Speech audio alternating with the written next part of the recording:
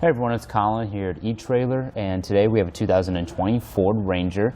Now we're going to be doing a test fit of the Titan chain cable snow tire chains. Now the tire size on our Ranger is 265/60 R18. Now double check your tire size, make sure that these chains will fit your tire. If you don't know where to get your tire size from, it's on the sidewall of your tire, so just look around it. Right now it's kind of on the top right here, as you can see. So just make sure you double check your tire size. Now, it's always a good idea to have a set of tire chains in your Ranger so that if you find yourself in some snowstorm or ice storm or something like that, you can get some extra traction.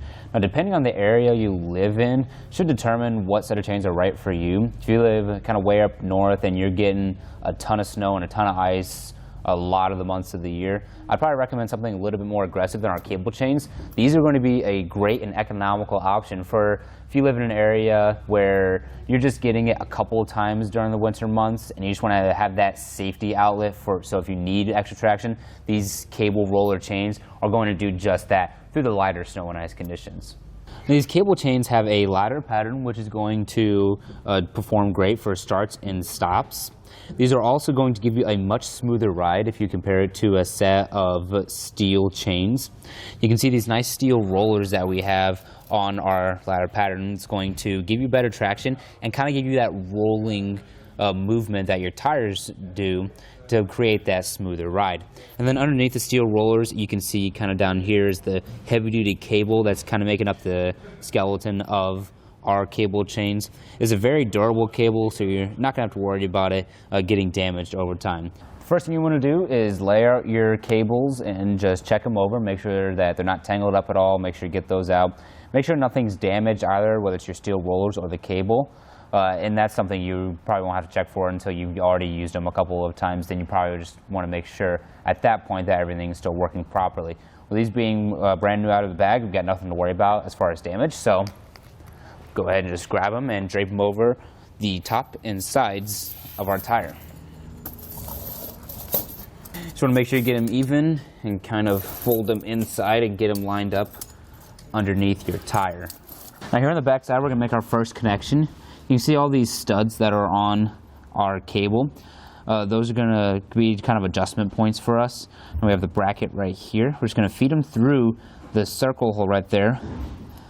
We'll just go up until we feel like we're tight enough. We don't want to make it too tight back here. When we go one more stud up. And we also have this little piece right here where we can kind of tie up the excess. Now in the back, I went ahead and just went to the 7th one all the way back. Let's try the 6th one right here and see if that's going to be tight enough. Probably not, so we'll go all the way back to the 7th, which is totally fine. You want to do this trial and error type thing when you first get your chains. But we'll pull them back, and that seems to be a lot tighter. And then this lever is going to hook on to the cable on the back side right there. And then also we have what I talked about up and out behind the tire with this little piece right here. It's kind of a little tie-up point where you can, feed it through the center, and that'll hold up that excess right there for you so it doesn't get in the way. Now we have the cable chains installed as tight as we can get them, and it's still pretty loose. It would make me personally a lot more comfortable to have all that slack taken out. So there's an optional rubber tensioner you can get separately here at Etrailer.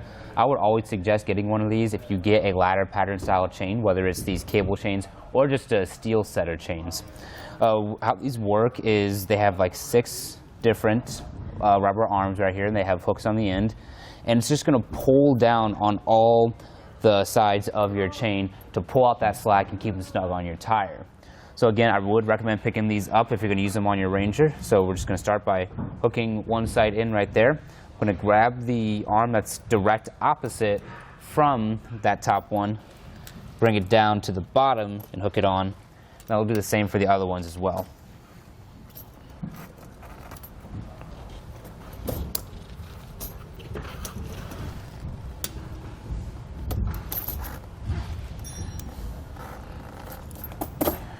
You can see like that really made our chains a lot more snug on our tire. Chains do have a speed rating of 30 miles per hour, so make sure you're keeping it slow out there. They do come in a quantity of 2, so you're going to have a set for your back tires, so make sure you are installing them on your rear tires because it is a rear-wheel drive vehicle. Now, I always recommend when you first get your chains, whether it's these cable chains or any other set that you might get, pull them out of the box, install them a couple times on your Ranger, whether it's in your driveway or in your garage before the snow or ice should come. That way you know exactly what you're doing when you're putting them on your tires when you're out in the weather. Well, thank you all for watching, but that's going to do it for our test fit of the Titan chain cable snow tire chains on our 2020 Ford Ranger.